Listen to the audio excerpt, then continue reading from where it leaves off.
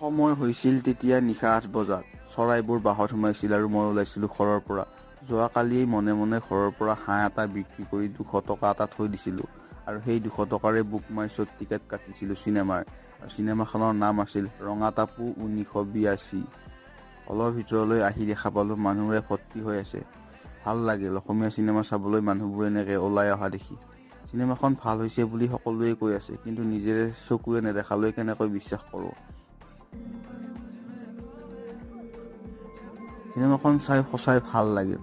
সকলোৰে acting, cinematography, camera, direction সকলো perfect. চিনেমাৰ চিন আপোনালোকক নেদেখালোঁ, কাৰণ আপোনালোকক দেখালে মোৰ কপিৰাইট লাগি চেনেলটো বন্ধ হৈ যাব।